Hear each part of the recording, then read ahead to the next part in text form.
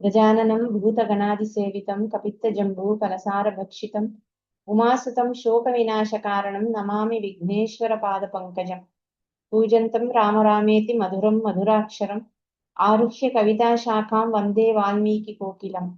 वाल्मीकिर्मुनिसिंहस्य कवितावनचारिणः शृण्वन् रामकथानादं को न याति पराङ्गतिम्। गोष्पदीकृतवारीशं मशकीकृतराक्षसं रामायणमहामालारत्नं वन्दे अनिलात्मजम्। अञ्जनानन्दनं वीरं जानकी शोकनाशनं कपीशमक्षहन्तारं वन्दे लङ्काभयङ्करम्। मनोजवं मारुततुल्यवेगं जितेन्द्रियं बुद्धिमतां वरिष्ठं वातात्मजं वानरयूथमुख्यं श्रीरामदूतं शिरसा नमामि। अन्योन्यसदृशाकारो त्रैलोक्यगृहदम्पती इमौ इवां प्रणम्याहं भजाम्यद्य कृतार्थताम्।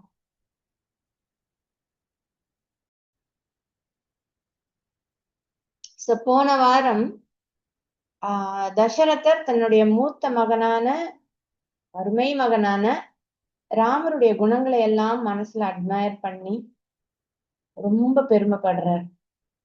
இப்படிப்பட்ட என்னுடைய மகனை நான் உயிரோட ஆரோக்கியமா இருக்கும் போதே ஏன் யுவராஜன் ஆக்க கூடாது? நாமளே நம்ம கண்ணால அவன் யுவராஜன் ஆறத பார்த்து ரசிக்கலாமே அப்படின்னு அவர் மனசுல ஒரு எண்ணம் தோன்றது. அது போக சகுனங்கள் வேற என்னோட ஆரோக்கியத்துக்கு ஏதோ கேடு வரப்போகுதுன்னு காட்டுது. அதனால நம்ம இனிமே ரொம்ப தாமதம் பண்ணக்கூடாது, உடனே ராமனுக்கு யுவராஜ அபிஷேகம் பண்ணிடணும் அப்படின்னு முடிவு பண்றாரு. பக்கத்து தேசத்து ராஜாக்களை மட்டும் கூப்பிடுறார். ஏன்னா ரொம்ப தூரத்துல இருந்து வர்றவங்க எல்லாம் வர்றதுக்கு டைம் ஆகும், இவர் உடனே முடிக்கணும் அப்படிங்கறதுனால பக்கத்துல இருக்கிறவங்களை மட்டும்தான் கூப்பிடுறார். ஏன் எதுக்குன்னு சொல்லாம உடனே வர சொல்லி அழைக்கிறார். இது வரைக்கும் நம்ம போன வாரம் பார்த்தோம். அடுத்து என்ன அப்படின்னு பார்க்கலாம். சபை கூடுறது, எல்லாரும் சபையில இருக்காங்க. மந்திரிகள், ஆச்சாரியர்கள், சேனாதிபதிகள், இன்னும் முக்கியமான அதிகாரிகள், அப்புறம் இன்வைட் பண்ணின ராஜாக்கள் எல்லாருமே அங்க அசம்பிள் ஆயிருக்காங்க. எல்லாரும் மனசுலயும் தசரதர் ஏன் கூப்பிட்டார், ஏன் திடீர்னு எல்லாரையும் வர சொன்னார், எதுக்காக இந்த ஸ்பெஷல் மீட்டிங், என்ன சொல்ல போறார் அப்படின்னு ரொம்ப ஒரு எதிர்பார்ப்போட எல்லாம் ஆவலா காத்துட்டு இருக்காங்க. தசரதர் வந்து உட்கார்ந்ததும் எல்லாரும் அமைதியாறாங்க. தசரதர் பேச ஆரம்பிக்கிறார். அவர் பேசுறது எப்படி இருக்குன்னு வால்மீகி சொல்றார். மழை மேக சப்தம் போல கம்பீரமா சத்தமா பேசுறார். துந்துவிநாதம் போல கணீர்னு பேசுறார். ஆனா அது சத்தமா கணீர்னு பேசுறோங்கிறதுக்காக அது மாதிரி ரொம்ப ரூடாவும் இருக்கக்கூடாது, ஹார்ஷாவும் இருக்கக்கூடாது, கேட்கறதுக்கு நல்லா இருக்கணுமே. அதனால அதே சமயம் ராஜலட்சணத்துக்கு ஏத்த மாதிரி கேட்கிறவங்க காதுகளுக்கு இனிமையா பேசுறார். ஒரு அப்பா மாதிரி அன்பா கருணையோட பேசுறார். அதே சமயத்துல கருணையோடையும் அன்போடையும் பேசுறோங்கிறதுக்காக ரொம்ப குழைஞ்சும் பேசல, வித் அத்தாரிட்டி. சரி, ரொம்ப அத்தாரிட்டியோடு பேசுறோம்னா அதுக்காக ரொம்ப ரஃபா இருக்கா கேட்கறனா இல்ல, அதுல ஒரு கிரேஸ், ஒரு கைண்ட்னஸ், ஒரு இன்னும் டிக்னிஃபைடு மேனர், கேட்கிறவங்க மனசை கவர்ற மாதிரி ரொம்ப தெளிவா கம்பீரமான குரலோட வந்திருந்த ராஜாக்களை பார்த்து பேசுறார். என்ன சொல்ற? எல்லா விதத்திலையும் சிறப்பான என்னோட இந்த ராஜ்யமானது என்னோட முன்னோர்களான உத்தமமான ராஜாக்களால தன் சொந்த குழந்தைகள் போல பரிவோட காப்பாற்றப்பட்டு வந்தது. உங்க எல்லாருக்கும் இது தெரியும். இக்ஷவாக்கு வம்சத்து ராஜாக்கள் எல்லாரும் எப்படி இந்த தேசத்தை ஆட்சி பண்ணினாங்களோ அப்படியே அந்த தேசத்தை நான் ஆட்சி பண்ணிட்டு வந்திருக்கேன். அவங்களுக்கு எவ்வளவு அக்கறை இருந்ததோ அதே அளவுக்கு அக்கறையோடையும் நான் இந்த தேசத்தை ஆட்சி பண்ணிட்டு வந்திருக்கேன். அவங்க வழியிலேயே நானும் அவங்கள போலவே யதாசக்தி என் சக்திக்கு உட்பட்டு என் சக்திக்கு ஏத்த மாதிரி ஜாகிரதையா மக்களை காப்பாத்தி வந்திருக்கேன். இந்த என்னோட உடம்பு இருக்கே, இந்த வெண்கொடையோட நிழல்ல இருந்து பலகாலம் இந்த ராஜ்யத்தை காப்பாத்தி வந்ததுல இப்போ திருடம் இல்லாம இருக்கு, ரொம்ப சோர்ந்து போயிருக்கு. பல ஆயிரம் வருஷங்கள் வாழ்ந்து தர்மத்தை நிலையில நாட்டுற இந்த பெரிய பாரத்தை ரொம்ப காலம் நான் தாங்கி வந்ததுல இயலாமை என்னை அடைஞ்சு சேர்ந்துருச்சு. இந்த சரீரத்துக்கு ஒரு ரெஸ்ட் வேணும். நான் டயர்டா இருக்கேன், கொஞ்சம் விசிராந்தி கொடுக்கலாம் அப்படின்னு இருக்கேன். ரொம்ப பெரிய பொறுப்பான தர்மத்தை காப்பாத்துற கடமையை செஞ்சு அதுலயே மனசுல இச்சவனா இருந்து வந்திருக்கேன். இப்போ இங்க கூடியிருக்கிற பிராமணர்கள் முன்னிலையிலும் உங்க முன்னிலையிலையும் இந்த பொறுப்பை என் மகன் கிட்ட கொடுத்துட்டு கவலை இல்லாம கொஞ்ச நாள் சுகமா இருக்கலாம் அப்படின்னு நினைக்கிறேன். ராமன் என்னோட மூத்த மகன், வீரியத்துல இந்திரனுக்கு சமமானவன். எப்பேற்பட்டவங்களாலையும் அவனை ஜெயிக்கவே முடியாது.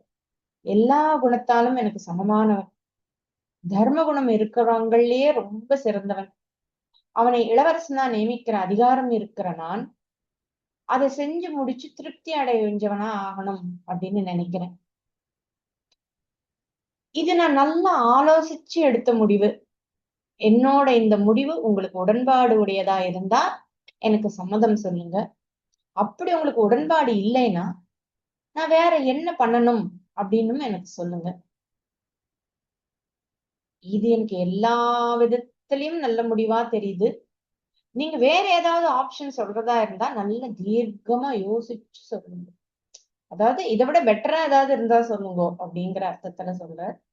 எனக்கு இது உத்தமமாக பட்டாலும் நீங்களே மத்தியஸ்தர்களா இருந்து முடிவு எடுக்கிறது தான் பலமான முடிவா இருக்கும். அதனால உங்க முடிவை சொல்லுங்க அப்படிங்கிற. அதாவது அவருடைய என்ன அர்த்தத்துல சொல்றாருன்னா, நான் சொல்லி நீங்க பண்ற மாதிரி இருக்கக்கூடாது, என்னுடைய முடிவா இருக்கக்கூடாது, நீங்களும் அதை ஆராய்ஞ்சு யோசிச்சு எடுக்கிற முடிவா இருக்கணும். ஒருத்தரோட முடிவா இருக்கக்கூடாது. எல்லாருமா சேர்ந்து முடிவெடுத்தோமானாதான் அது ஸ்ட்ராங்கான ஒரு டெசிஷனா இருக்கும். அதனால யோசிச்சு சொல்லுங்க அப்படின்னு சொல்றாரு. தசரதர் பேசி முடிச்சதும் மழை மேகத்தை பார்த்தா மயில் எப்படி ஆனந்தமா சந்தோஷமா இருக்குமோ அது மாதிரி அதை கேட்ட ராஜாக்களும் மந்திரிகளும் பிராமணர்களும் சேனாதிபதிகளையும் மத்த கூடியிருந்த அத்தனை பேரும் சந்தோஷத்துல பூரிச்சு போய் ஓ அப்படின்னு அந்த சந்தோஷத்துல கோஷம் போடுறாங்க. அப்படி போட்ட கோஷத்துல அந்த 7 அடிக்கும் மாளிகை அப்படியே அதிருது, அப்படியே எக்கோ ஆகி அதிருது. சோ நகரத்தார்கள்லாம் கூடியிருக்காங்க. நகரத்தார்கள், அந்தணர்கள், சைன்ய தலைவர்கள் எல்லாருமே தசரதரை பார்த்து, அப்கோர்ஸ் ஒரே நேரத்துல இல்ல, தனித்தனியா, மகாராஜா பல வருஷங்களா எங்களையும் இந்த ராஜ்யத்தையும் காப்பாத்தி வயோதிகம் அடைஞ்சிருக்கீங்க. வயசான காலத்திலயும் நீங்க ரொம்ப விழிப்போட ஜாக்கிரதை அந்த ராஜ்யத்தை ரட்சிச்சிருக்கீங்க. உங்களுக்கு ஓய்வு வேணும் அப்படிங்கிறது எங்களுக்கும் புரியறது தெரியறது. அதனால ராமரை யுவராஜனாக்க திருவுள்ளம் கொள்வீராக அப்படின்னு சொல்லி சொல்றாங்க. எங்களுக்கும் அந்த மகாபாகுவான ராமனை, அதாவது தோல் வலிமையுடைய அந்த ராமனை, ரகுகுல திலகனை, மகா பலவானான ராமரை வெண்குடை நிழல்ல அவரோட முகம் மறைக்கப்பட ஊர்கோலமா போறதை கண்ணால கண்டு ரசிச்சு பார்க்க நாங்க அவளோட இருக்கோம் அப்படின்னு எல்லாரும் ஆளாளுக்கு சத்தமா சந்தோஷமா சொல்றாங்க.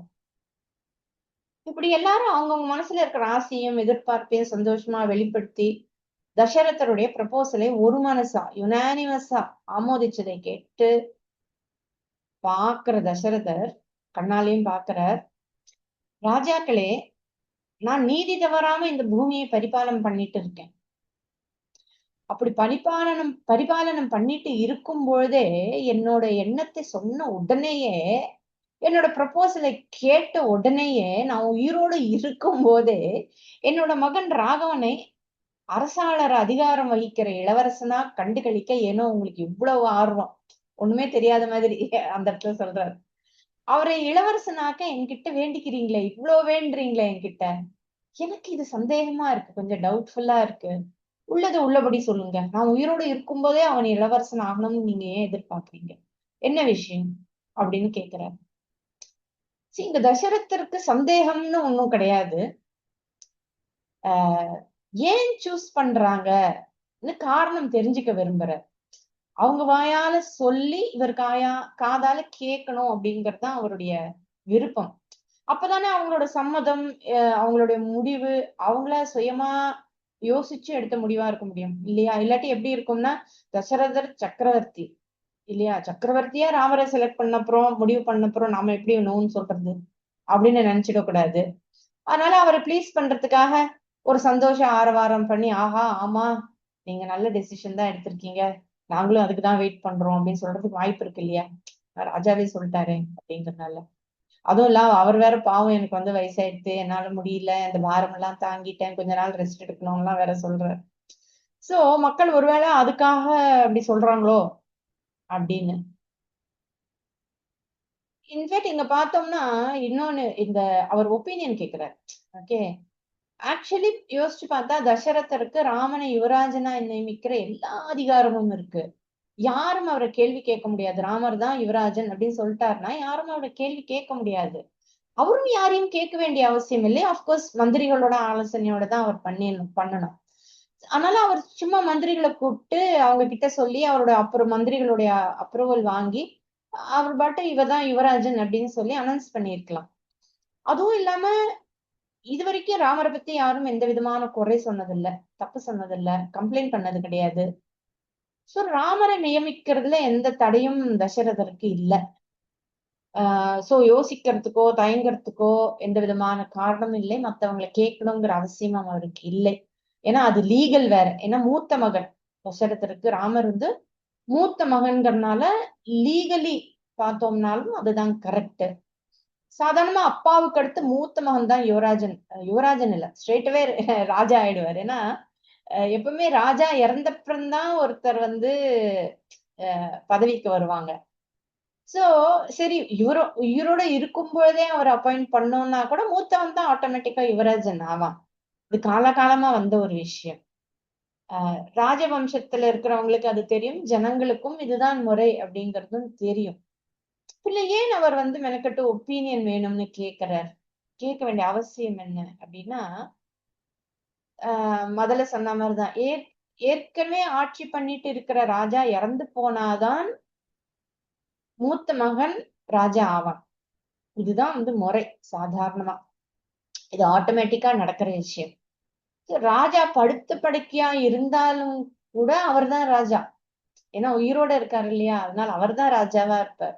அவர் சார்பா எல்லாம் நடந்துகிட்டு இருக்கும். மந்திரிகள் இருப்பாங்க, மத்தவங்க எல்லாம் இருப்பாங்க, எல்லாருமே அவர் சார்பா எல்லா வேலையும் பண்ணிட்டு இருப்பாங்க. அவர் அன்கான்சியஸா இருந்தாலும் கூட அவர்தான் ராஜா, உடம்பு முடியலன்னா கூட. அப்படி இருந்த யுத்தம் வரும்போது என்ன பண்றது, அவரால போக முடியாதேன்னு அடுத்து ஒரு சந்தேகம் நமக்கு வரலாம். அப்போ அவருக்கு மகன் இருப்பாங்க இல்லையா, அவருக்கு அடுத்து மகனோ மகன்களோ இருப்பாங்க. சோ அவங்க அதை பார்த்துப்பாங்க. அப்பாவுடைய சார்பா, ராஜாவுடைய சார்பா அவங்க வந்து தேசத்தை ரட்சிக்கிற வேலையில இருப்பாங்க. சோ சேனாதிபதியும் போகலாம் இல்லையா. சேனாதிபதிங்கிறது சாதாரண விஷயம் இல்லையே. கமாண்டர் இன் சீஃப் கூட உத்தமமான பரம்பரையில இருந்து வந்தவங்களா இருப்பாங்க. சும்மா ஏதோ எக்ஸாம் எழுதிட்டேன், அப்ளிகேஷன் போடுங்க, நான் செலக்ட் பண்ற மாதிரி இருக்காது அந்த காலத்துல. சேனாதிபதிக்கும் ஒரு பரம்பரை உண்டு, பரம்பரையா சேனாதிபதினு. சோ அவங்க ரொம்ப எக்ஸ்பீரியன்ஸ்டா இருப்பாங்க, எல்லாம் தெரிஞ்சவங்களா இருப்பாங்க. ராஜா மேலயும் தேசத்து மேலயும் பக்தி இருக்கிறவங்களா இருப்பாங்க, மக்கள் மேல அக்கறை உள்ளவங்களா இருப்பாங்க. சோ இத்தனை விஷயங்கள் அங்க இருக்கு. சோ ராஜா இருக்கிற வரைக்கும் அந்த தேசத்தை எல்லாரும் பார்த்துப்பாங்க, அவர் இருக்கணும். சரி, இங்க பாயிண்ட் என்னன்னா, இங்க தசரதரே தான் உயிரோட இருக்கார். உயிரோட இருக்கும் போதே ராமர் ராஜா ஆனா என்னன்னு பண்ணுவாங்களோ அதெல்லாம் தான் பார்க்கணும்னு ஆசைப்படுறார். யுவராஜன்னாலே கிட்டத்தட்ட ஒரு ராஜ்யாபிஷேகம் தானே, அது ஒரு ராஜா ஆக்குறது தானே. சோ அதை தன் கண்ணால பாக்கணும்னு ஆசைப்படுறார் உயிரோட இருக்கும் பொழுது. அததான் இங்க மெயின். உயிரோட இருக்கும் போதே அப்பாயிண்ட் பண்றதா இருந்தா அது நிச்சயம் அதுக்கு ஒரு வேலிட் ரீசன் கொடுக்கணும். அவருடைய அலையன்ஸ் எல்லாம் இருப்பாங்க இல்லையா, மத்த ராஜாக்கள், அவங்களையும் கேட்கணும். ஒரு வார்த்தை கேட்க வேண்டிய ஒரு நிர்பந்தம், ஒரு அவசியம் இருக்கு, ஒரு மரியாதை, அதெல்லாம் ஒரு மரியாதை தான்.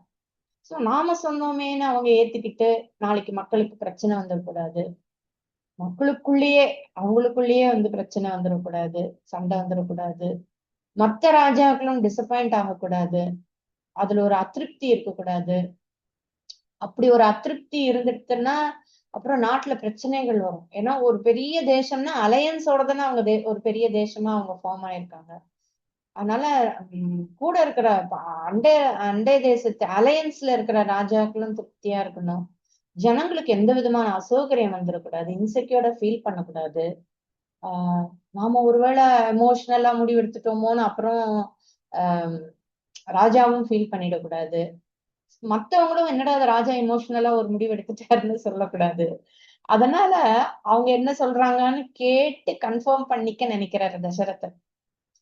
சோ இது ஃபேமிலி டெசிஷனா மக்கள் நினைச்சிடக்கூடாது. சோ இது பாலிடிக்ஸ்ங்கிறதுனால இது ஒரு பொலிட்டிக்கல் டெசிஷனா இருக்கணும். அதனால மத்த ராஜாக்களையும் கூப்பிட்டு இந்த மாதிரி ஒரு சபையை கூட்டி அவர்கிட்ட கேட்கிறார். இந்த ரீசன் தான். சோ இத கேட்ட அந்த ராஜாக்கள் அவருடைய கேள்விக்கு பதில் சொல்றாங்க. நீங்க ஏன் ஆமோதிக்கிறீங்க? நான் சொன்ன உடனே அந்த ப்ரப்போசல, அதுவும் நான் உயிரோட இருக்கும்போது எப்படி நீங்க இதை ஏத்துக்கிறீங்க அப்படின்னு அவர் கேட்டதுக்கு இவங்க எல்லாரும் பதில் சொல்றாங்க. இதுல ராமருடைய குணங்கள் எல்லாத்தையும் பட்டியல் போட்டு சொல்றாங்க. அந்த குணங்கள்லாம் நம்ம நிறைய பார்த்துட்டோம். நாரதர் ஒரு லிஸ்ட் போட்டு சொல்றார். அதுக்கப்புறம் போன வாரம் தான் தசரதர் ராமருடைய குணங்களை பத்தி எல்லாம் சொன்னார். சோ அதெல்லாமே ஜனங்க ரிப்பீட் பண்றாங்க. அதுல ஒரு சிலது மட்டும் நான் அந்த ஸ்லோகங்கள்லாம் ஸ்கிப் பண்ணிட்டு மத்தது நான் சொல்றேன் ஒரு சிலது. ஜனங்க ராஜாக்கள்லாம் என்ன சொல்றாங்கன்னா, சக்கரவர்த்தியாரே கிராம விஷயமாகவோ இல்ல நகர விஷயமாகவோ எந்த காரணம் எதுவாக இருந்தாலும் அவர் ஏதாவது ஒரு காரணத்துக்காக போருக்கு போனா ஜெயிக்காம வர்றதில்ல. ராமர் ஜெயிக்காம வந்ததாவே இல்ல. திரும்பி வந்ததும் ஊர் மக்கள் எல்லாரையும் தனித்தனியா நலம் விசாரிக்கிறார். வந்தோமா, வேலையை முடிச்சோமா, நேர வீட்டுக்கு போனோமான்னு போறதில்ல அவரு. ஒவ்வொருத்தரையும் பார்த்து தனித்தனியா நலம் விசிக்கிறார். குழந்தை சௌக்கியமா, உன்னுடைய மனைவி சௌக்கியமா, உன் கணவன் நல்லா இருக்காரா, உங்களுக்கு வேலை செய்யற வேலையாட்கள்லாம் உங்க பேச்சை கேட்டு நடந்துக்கிறாங்களா, அவங்க எல்லாம் சௌக்கியமா இருக்காங்களா அப்படின்னு கேட்பார். அப்புறம் எல்லாரையுமே தனக்கு பிறந்த குழந்தைங்க மாதிரி பாவிச்சு ஒரு தகப்பன் போல எங்களை தன்னோட குழந்தைகளா பாவிச்சு பழகுறாரு. எங்களை பார்க்கும் போதெல்லாம் சிஷ்யர்கள் எப்படி இருக்காங்க, நல்லபடியா படிக்கிறாங்களா, உற்சாகத்தோட இருக்கிறாங்களா, எந்தூசியாஸ்டிக்கா இருக்கிறாங்களா, சோம்பல் இல்லாம இருக்காங்களா, அவங்கவங்க கடமையை அவங்கவங்க பண்றாங்களா, சொன்ன பேச்சு கேட்கறாங்களா, பணிவிடைகள் எல்லாம் பண்றாங்களா, இந்த மாதிரி தனித்தனியா ஒவ்வொருத்தரையும் கூப்பிட்டு பேசுறார். அப்புறம் இன்னொருத்தர் என்ன சொல்றார், ஜனங்களுக்கு ஏதாவது கஷ்டம் இல்லைன்னா ஏதாவது ஆபத்து வந்தா ஜனங்களை விட அதிகமா மனசு வருத்தப்படுறவர் ராமர். நாங்க எப்பவுமே சந்தோஷமா இருக்கணும் அப்படின்னு எல்லா விதத்திலையும் பார்த்து பார்த்து எங்களை சந்தோஷமா வச்சிருக்கிறவர். எப்படி பிரஜைகளை பார்த்துக்கணுங்கிற விஷயத்துல நல்ல அறிவு உள்ளவர். தவறான விஷயங்கள்ல தன்னோட இந்திரியங்களை ஈடுபடுத்தி அதுக்கப்புறம் வருத்தப்படாது. அதாவது ஒரு இம்பல்ஸ்ல எதுவும் பண்றது இல்ல. சிச்சி இப்படி பண்ணிட்டோமே, இப்படி பிஹேவ் பண்ணிட்டோமே அப்படின்னு அஹ் ராமர் கிட்ட ரிக்ரெட் பண்ணிக்கவோ இல்ல கில்ட்டா ஷேமா ஃபீல் பண்றதுக்கோ அவர்கிட்ட எதுவுமே இல்லை. எல்லா விதத்திலயும் அவர் சரியா இருக்கார் அப்படிங்கிறாங்க. நடத்தையில அத்தனை சுத்தம், அதுதான் அதோடைய அர்த்தம். தேவர்கள், கந்தர்வர்கள், ரிஷிகணங்கள், வேற தேசத்து மக்கள், உள்ளூர்ல இருக்கிறவங்க, அந்நிய நாடுகள்ல நகரங்கள்ல இருக்கிற ஜனங்கள், 3 லோகத்திலும் பிரசித்தியான ராமருக்கு என்ன வேண்டுறாங்க? நல்லா இருக்கணும் ராமர். அவருக்கு நல்ல பலம், ஆரோக்கியம், ஆயுள் வளரணும் அப்படின்னு தான் வேண்டிக்கிறாங்க, பிரார்த்திக்கிறாங்க. இந்த தேசத்திலும் இருக்கிற இளம் பெண்கள், வயது முதிர்ந்த பெண்கள் எல்லாருமே தினமும் காலையிலயும் சாயந்தரமும் சுத்தபத்தமா இருந்து ராமர் நல்லா இருக்கணும், சீக்கிரம் யுவராஜன் ஆகணும்னு பிரார்த்தனை பண்றாங்க. அவங்களுடைய பிரார்த்தனை இன்னைக்கு உங்களால நிறைவேறி இருக்கு. எங்களுக்கு எல்லாம் ரொம்ப சந்தோஷம். ராமர் எப்படிப்பட்ட சத்துருக்களையும் ஜெயிக்கிற வல்லமை இருக்கிறவர். உத்தமமான உங்களோட இந்த மகன் ராமனை நீங்க யுவராஜனா நியமிக்கிறத நாங்க பார்க்க ஆவலோட இருக்கோம். எங்களுக்காக அவருக்கு யுவராஜ் அபிஷேகம் செய்ய உங்களை நாங்க ரொம்ப வேண்டி கேட்டுக்கிறோம் அப்படின்னு 2 கையும் தலைக்கு மேல தூக்கி கை கூப்பி ஜனங்கள்லாம் தசரதர் கிட்ட ராமருடைய குணங்களை பத்தி சொல்லி ஏன் அவங்க ராமரை அவளோட எதிர்பார்க்கறாங்கன்னு சொல்லி வேண்டிக்கிறாங்க, நியமிக்கணும் அப்படின்னு சொல்லி. சோ எல்லாரும் இப்படி ராமர் ஏன் யுவராஜரா வேணும்னு சொன்னத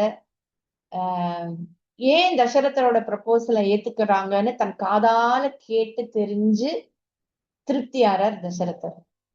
அப்ப அவருக்கு என்ன திருப்தினா, சரி எல்லாரும் நாம சொன்னதுக்காக மட்டும் ஒத்துக்காம அவங்களும் அதையே விரும்புறாங்க, அவங்களும் ராமரை பத்தி அதே அபிப்பிராயம் தான் வச்சிருக்காங்க, நல்லா யோசிச்சு ஆராய்ஞ்சுதான் ராமரை தெரிஞ்சுதான் சம்மதிக்கிறாங்க அப்படின்னு அவருக்கு ஒரு திருப்தி ஏற்படுறது. சோ கை கூப்பி வேண்டுற ஜனங்களை, ராஜாக்களை, அந்தணர்களை எல்லாரையும் பார்த்து தசரதர் சொல்றார், என்னோட மூத்த மகனுக்கு ராஜ்யாபிஷேகம் பண்ணி வைக்கணும்னு நீங்க எல்லாரும் பிரார்த்திச்சுட்டு இருக்கீங்க. என்னுடைய இந்த ராஜ்யலட்சுமினா அந்த ராஜ்யமே லட்சுமி இல்லையா, அந்த ராஜ்யலட்சுமியும் இணையில்லாத பெருமை அடைஞ்சிட்டா. தேசமே இந்த தேசமே கொடுத்து வச்சிருக்கு. எனக்கு ரொம்ப சந்தோஷம், எனக்கு ரொம்ப திருப்தி.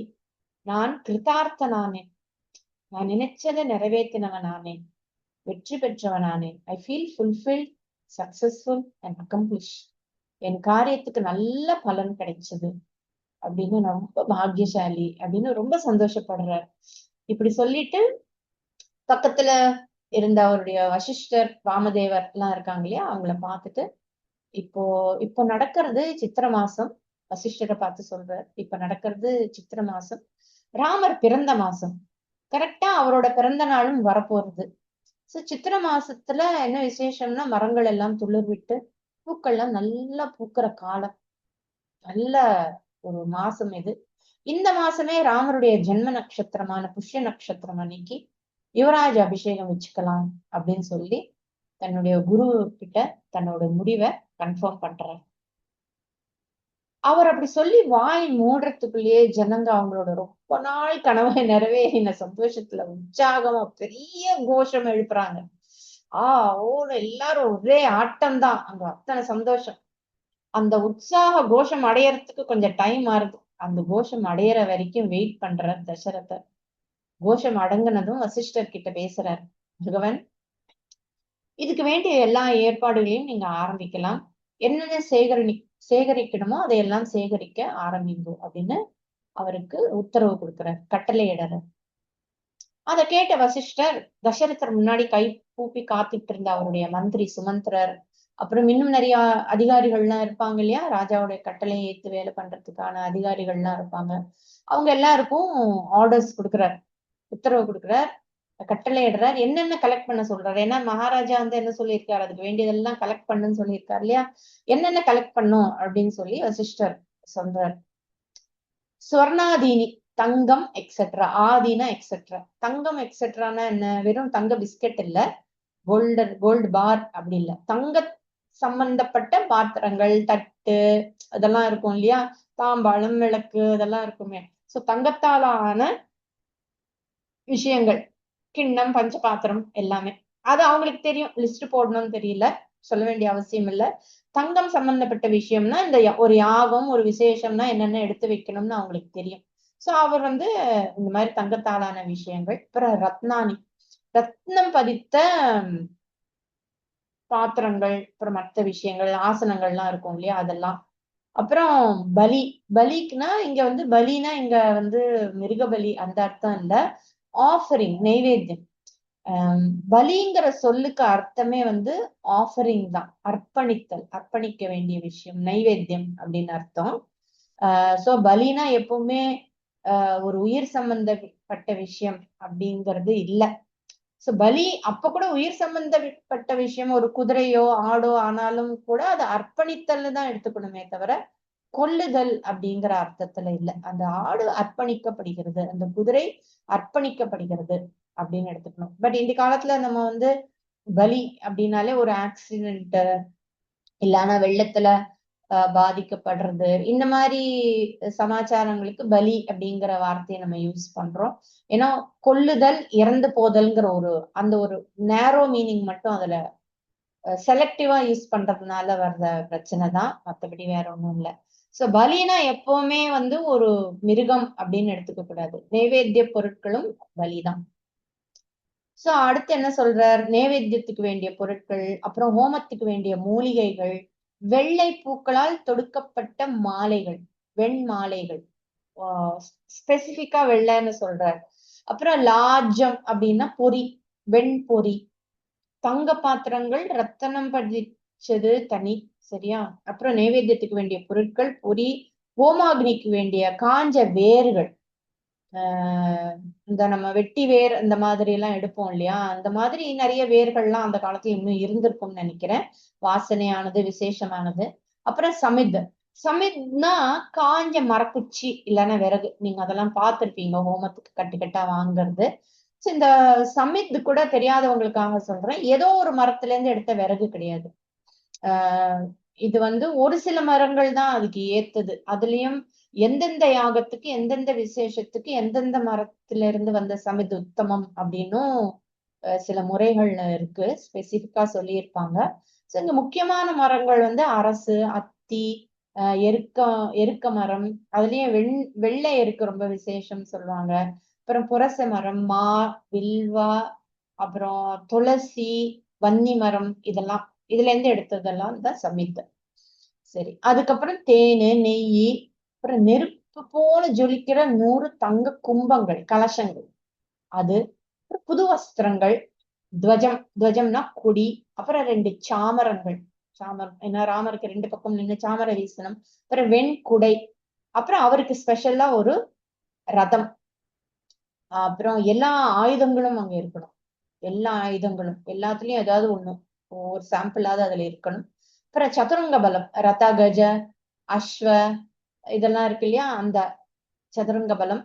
ஊனமில்லாத புலித்தோல். ஊனமில்லாத புலித்தோல்னா அந்த வந்து கை இல்ல, கால் இல்ல, வால் இல்ல, அந்த மாதிரி இருக்காது, ஃபுல்லா இருக்கிற ஒரு புலித்தோல்.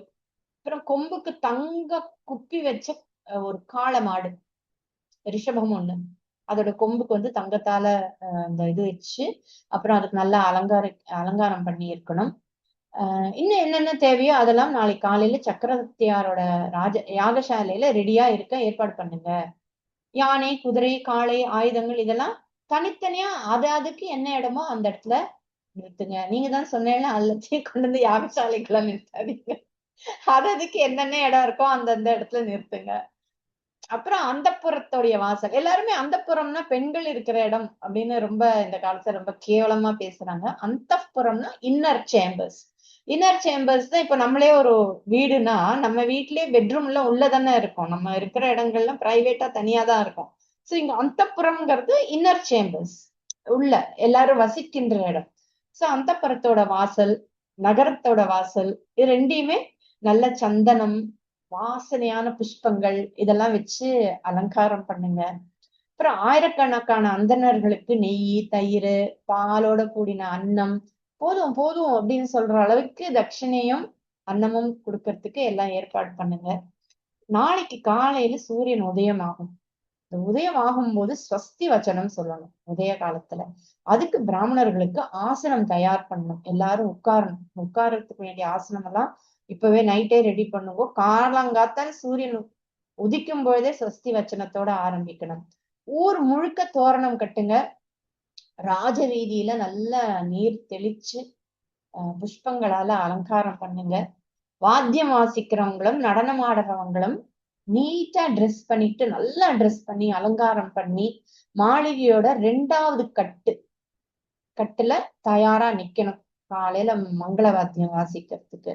அப்புறம் தேவாயத்தன சைத்தியேஷு, தேவாயத்தனம்னா கோயில்கள், கோயில்கள்லயும் மண்டபங்கள்லயும் தெருக்கள்லயும் அந்தந்த தேவதைகளுக்கு பண்ண வேண்டிய பூஜைக்கான மாலைகள், நேவேத்தியங்கள், அப்புறம் பூஜை பண்றவருக்கு கொடுக்க வேண்டிய தட்சணை இதெல்லாம் தட்டுல ஏந்தி அந்தந்த இடத்துல தனித்தனியா எல்லாரையும் ஒரு பொறுப்பா கொடுத்து நிக்க வைங்க அப்படின்னு சொல்றாரு.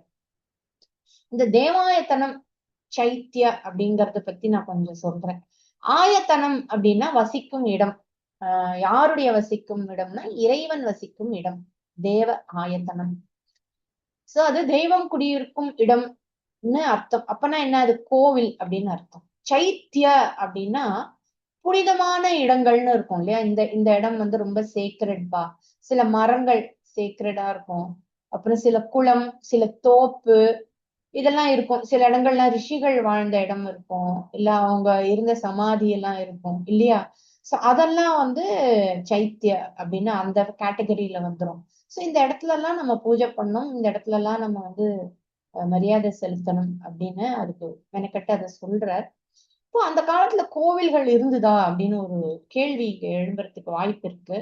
சோ நிச்சயம் கோவில்கள் இருந்தது. ஆனா இப்போ இருக்கிற மாதிரி இவ்வளவு பிரம்மாண்டமான கோவில்கள் இருந்ததாக எங்கேயும் மென்ஷன் பண்ணல, இவ்வளவு பிரம்மாண்டமா இருந்ததான்னு. இப்பவும் நீங்க பாத்தீங்கன்னா நம்மளுடைய ரொம்ப ஸ்பெஷல் கோவில்கள் அப்படின்னு நம்ம சொன்னோம்னா சின்னதா தான் இருக்கும். கோவில்கள் எல்லாம் பார்த்தோம்னா குட்டியா தான் இருக்கும். பிற்காலத்துல அந்த ராஜாக்கள் ஒரு ஆசையோட தெய்வத்தை பிரதிஷ்டை பண்ணி அதுக்கப்புறம் பெருசு பெருசா அதை கட்டியிருக்காங்க, அது தனி. அதெல்லாம் ஒரு 2000 வருஷம் 1000 வருஷம் அந்த மாதிரியான கோவில்கள்லாம் இருக்கு.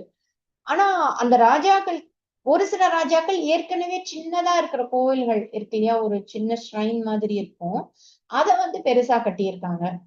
அதுக்கப்புறம் அவங்க ஆசைக்கு ஏத்தபடி பெருசு பெருசா கட்டியிருக்காங்க.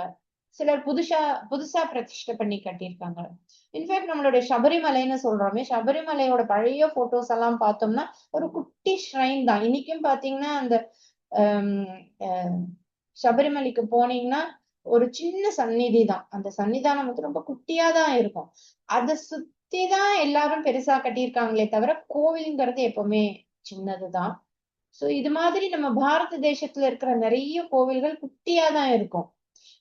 இன்னும் கூட குட்டியா தான் இருக்கு. பத்ரிநாத்தும் குட்டி தான். வைஷ்ணவ தேவி எல்லாம் பார்த்தோம்னா கோவில்னு சொல்றதுக்கே இல்ல, ஒரு குகை தான் இல்லையா? உள்ள போய் பார்த்தோம்னா ஒரு குகைக்குள்ளதான் அம்பாள் துர்கா லட்சுமி சரஸ்வதி இருப்பா. அங்க இவங்களாவே ஒரு பீட்டம் மாதிரி கல்லால ஏதோ அரேஞ்ச் பண்ணி அது ஒரு சந்நிதி மாதிரி வச்சிருப்பாங்க. அதுலயும் ஒவ்வொருத்தரா போய் பார்த்துட்டு வர மாதிரி தான் ஒரு குகை அது. சோ இப்படி அந்த காலத்துல கோவில்கள் இருந்திருக்கு. வீட்லயும் பூஜை ரூம்கள்லாம் இருந்திருக்கு. அது இல்லாமல் இருக்க வாய்ப்பே இல்லை. இந்த ராமரே கல்யாணம் பண்ணிட்டு வந்தப்புறம் எல்லாரும் அந்த மருமகள் எல்லாம் கோவில்ல வீட்டு பூஜை அறையில போய் பூஜை பண்றாங்க இல்லையா? சோ இந்த மாதிரி கோவில் இல்லாம இருக்கிறதுக்கு வாய்ப்பே கிடையாது. யாகங்கள் நிறைய ரொம்ப பிரசித்தியா இருந்திருக்கு. காரணம் அந்த காலத்துல வைதீகமா எல்லாருமே இருந்தாங்க. இன்ஃபேக்ட் பெரிய பெரிய யாகங்கள்லாம் ராஜாக்களாலதான் அஃபோர்ட் பண்ண முடியும். அதனால மக்களுக்காக சேர்த்த ராஜாக்கள் தான் யாகத்தை பண்ணியிருக்காங்க. ஏன்னா யாகம் எல்லாராலையும் பண்ண முடியாது. அதுக்கு வேண்டிய தட்சிணை, அதுக்கு வேண்டிய திரவியங்கள் எல்லாமே வந்து சாதாரண மக்களால அஃபோர்ட் பண்ண முடியாது. சோ அது ராஜாக்கள் வந்து தனக்காகவும் ஜனங்களுக்காகவும் பண்ணது, தேசத்துக்காக பண்ணது. ஒரு சில செல்வந்தர்கள் பண்ணுவாங்க. இன்னைக்கு கூட ஒரு சில செல்வந்தர்கள் ஸ்பான்சர் பண்ணி அந்த மாதிரி யாகங்கள் பண்றவங்களும் இருக்காங்க. சோ அதனால வெறும் தேவர்களை மட்டும் வர்ஷிப் பண்ணினாங்க அப்படின்னு நம்ம சொல்ல முடியாது. தேவர்களை இன்ஃபேக்ட் தேவர்களை வழிபடணும்னு பகவத்கீதையில பகவானே சொல்லியிருக்காரு. அது நம்ம அந்த அதுக்கு முன்னாடி இருக்கிற நிறைய கிளாஸ்க்கு முன்னாடி நான் அதை பத்தி பேசியிருக்கேன். சோ பொது ஜனங்களுக்கு கோவில், வீட்டு பூஜை, பொது இடங்கள்ல சேர்ந்து கீர்த்தனை, பஜன் பாடுறதெல்லாம் வந்து ரொம்ப காமனா இருந்திருக்கு. அப்புறம் ஒன்னா சேர்ந்து விரதம் இருக்கிறது. இப்ப கூட நம்ம ஒரு சில வருஷங்களுக்கு முன்னாடி ஒவ்வொரு வீடா போய் லலிதா சஹஸ்ரநாமம் சொல்றது, விஷ்ணு சஹஸ்ரநாமம் அதெல்லாம் ரொம்ப நல்லா இருந்தது. இப்ப அதெல்லாம் விட்டே போச்சு. லைக் ரொம்ப நல்லா இருக்கும். எல்லாரும் சேர்ந்து பண்ணும் பொழுது அது ஒரு நல்ல அனுபவம். அது எல்லாருக்குமே ஒரு மைண்ட் அதுலயே இருக்கும். நெக்ஸ்ட் ஃப்ரைடே யார் வீட்டுல, நெக்ஸ்ட் அம்மா இது பௌர்ணமிக்கு யார் வீட்டுல, அப்படி அதை பத்தியே சிந்தனை இருக்கும். அம்பாளுக்கு என்ன எப்படி அலங்காரம் பண்ணலாம், என்ன பூ வாங்கலாங்கிற மாதிரி சிந்தனை. சோ நம்மளோட தாட்ஸே அதுலதான் இருந்தது. சோ அந்த காலத்துல இந்த மாதிரி விரதங்கள்லாம் இருந்ததால எல்லாருமே ஒண்ணு சேர்ந்து பண்றதுக்கான பொது இடங்கள் இருந்திருக்கு. அதனால யாராவது கோவில்கள்லாம் அந்த காலத்துல இல்ல அப்படின்னு இங்க சிலர் எல்லாம் கூவுவாங்க. நீங்க சில வீடியோ பாத்தீங்கன்னா கூவுவாங்க, கத்துவாங்க. அதெல்லாம் நம்பாதீங்க. கோவில்கள் எப்பவுமே இருந்ததுதான்.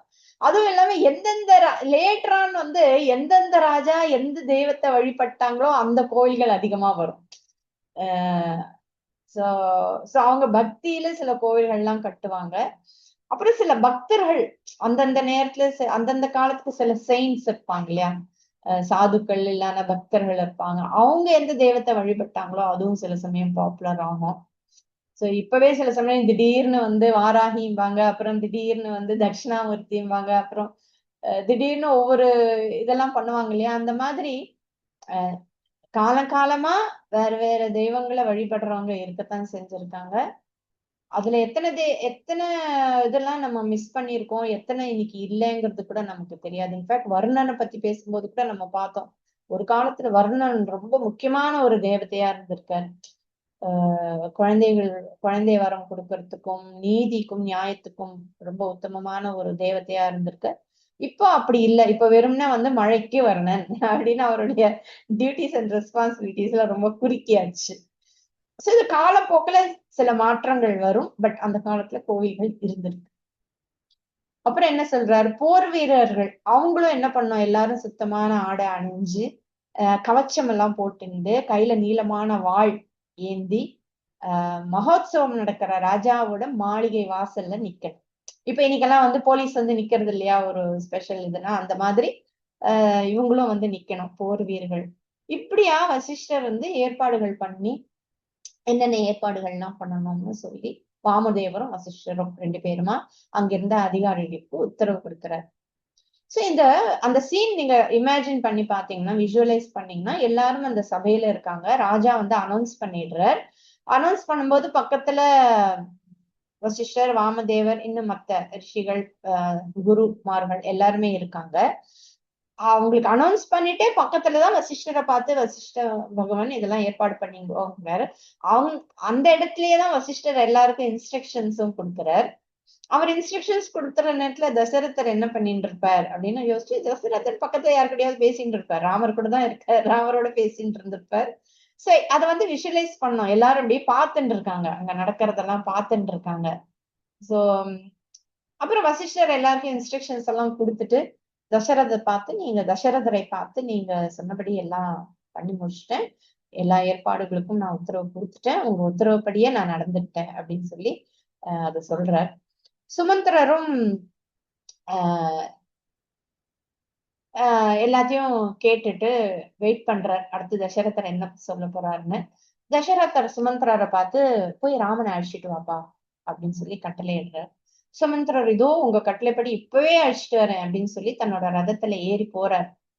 போயிட்டு எல்லாரும் போறார். எல்லாரும் அப்படியே வெயிட் பண்றாங்க, ராமர் வரப்போறாரு அப்படியே ஆவலோட ஒருத்தருக்கு ஒருத்தர் ராமர் வரப்போறாரு நம்ம எல்லாம் அப்படியே அவ்வளவு ஆசை, ராமர் வரணுங்கிற ஆசையோட வெயிட் பண்ணிட்டு இருக்காங்க. சுமந்திரர் ராமரை தன்னோட தேர்ல அழைச்சிட்டு வர்றார். சோ ராமர் வர்றத வந்து தூரத்திலே பாத்துடுறார் தசரதர். அப்படியே அவர் கண் அப்படியே ராமர் மேலதான் அவ்வளவு ஆசையா வெயிட் பண்றார். ராமர் கண்ணுல பட்டன்னு அப்படியே வாசல்லே ராமரை பார்த்துட்டே இருக்கார். ராமர் வந்து அப்படியே கந்தர்வன் போல அழகு, யானை போல கம்பீரமான நட, சந்திரகாந்தி போல அழகான முகம். காந்தினா பிரைட், அப்படியே அந்த பிரில்லியன்ஸ் அப்படின்னு சொல்லுவாங்கல்ல, ரேடியன்ட் ஃபேஸ், சந்திரகாந்தி, சந்திரனுடைய கிரணங்களை போன்ற அழகான முகம். தன் அழகால எல்லாருடைய கண்களையும் கவர்ந்தவர் ராமர். அவர் நடந்து வர்றார்.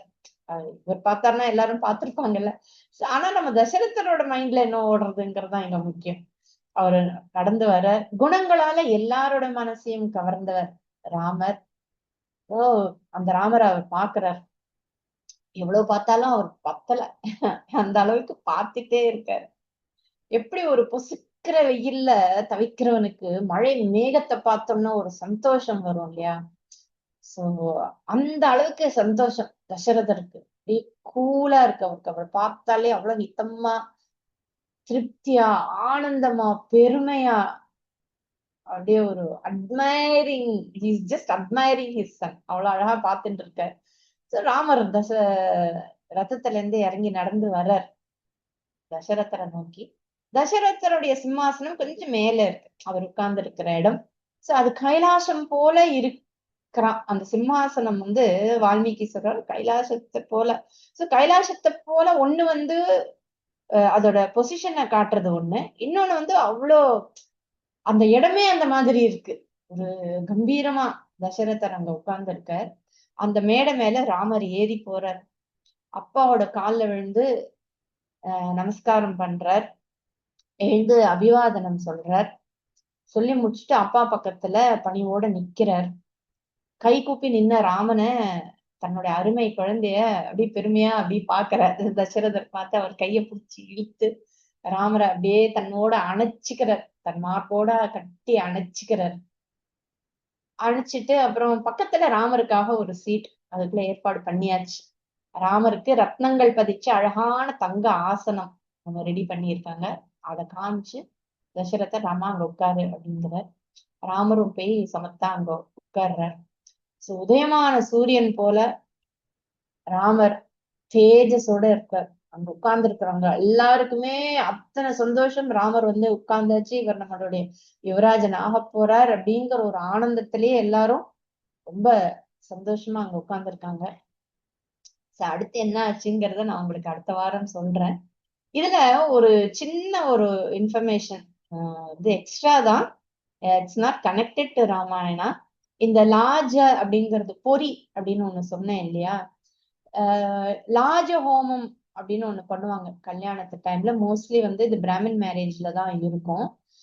அது உங்களுக்கு ஞாபகம் இருக்கும் நினைக்கிறேன். சப்தபதிக்கு அப்புறம் பண்ணுவாங்க.